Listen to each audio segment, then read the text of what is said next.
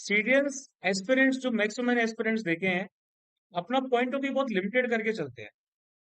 मैंने कई बार आप लोगों को बताया है, पहले भी समझाया है कि देखो, अगर आप सीडीएस की तैयारी कर रहे हो तो यूपीएससी जो और भी कुछ एग्जाम्स जो यूपीएससी के आते हैं वो एग्जाम्स को आपको एनालाइज करना चाहिए। जैसे कि आज यूपीएससी का प्रीलिम्स हो रहा है, सिविल सर्विसेज, है ना। तो जो भी सबसे पहले आपको ट्रेंड्स में चेंज देखने को मिलेगा, यूपीएससी जो भी ट्रेंड्स में चेंज लेके आती है, सबसे पहले आपको सिविल सर्विसेज के प्रीलिम्स में देखने को मिलेगा।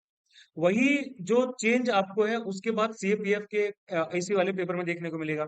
फिर ये चेंज हमारा एनडीए और सीडीएस के पेपर में देखने को मिलता है, यानी कि पूरा एक साल लगता है चीजों को रिफ्लेक्ट करने में।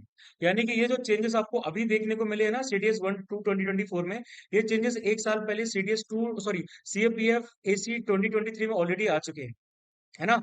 जो चेंजेस वहां पर ऑलरेडी आ चुके हैं वो चेंजेस अब हम देख रहे हैं सीडीएस में। और उससे पहले वही चेंजेस आपके सिविल सर्विसेज के प्रीलिम्स के क्वेश्चन पेपर्स में आ चुके हैं। हमेशा मैंने आप लोगों से बोला है, ऐसे सारे एग्जाम्स को आप लोग नोटिस कीजिए, उनके क्वेश्चंस को देखिए, क्योंकि क्वेश्चंस आपके चेंज होते रहते हैं, घूमते फिरते रहते हैं।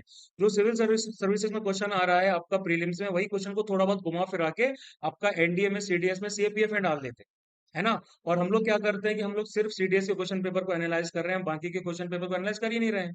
तो ये हमसे गलती हो जाती है।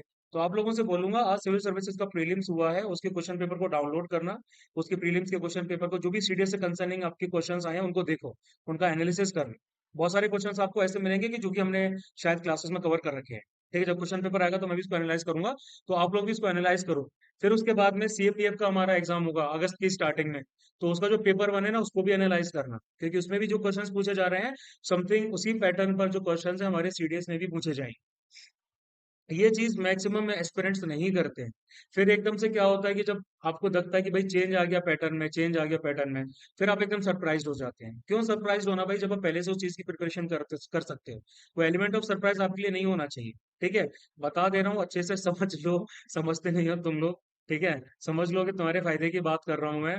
ठीक, अच्छे से देख लो यार, एग्जाम क्लियर करना है, उसी के लिए आप लोग आए हो। अगर ये चीज फॉलो नहीं करोगे तो फिर एग्जाम क्लियर नहीं होगा। ठीक है, मुश्किल आएगी, मतलब आपको एक एज मिल जाएगी ना। देखो, मैक्सिमम सीडीएस एस्पिरेंट्स जो है वो इतना आगे की नहीं सोचते, बिलीव मी। ठीक है, उनका पॉइंट ऑफ व्यू बहुत हद तक लिमिटेड हो जाता है, इतना आगे नहीं सोचते सिर्फ सीडीएस, क्योंकि मेजर कंसर्न उनका रहता है एसएसबी। और एसएसबी के चक्कर में सीडीएस भूल जाते हैं, और फिर सीडीएस क्लियर नहीं हो पाता। ठीक है, तो सीडीएस पहला आपका पॉइंट है, सीडीएस को क्लियर करना है, साइमल्टेनियसली एसएसबी की प्रिपरेशन तो चल ही रही है, वो तो हम कर ही रहे हैं धीरे धीरे। और वो सबसे ज्यादा जोर पकड़ लेगी जब हम सीडीएस क्लियर कर लेंगे। जब सीडीएस ही क्लियर नहीं करेंगे तो फिर हम ऐसी वैसी एंट्रीज के भरोसे में रहेंगे, है ना। तो इसीलिए इन पॉइंट्स को अच्छे से देखा करो, समझा करो और अप्लाई किया करो। ठीक है।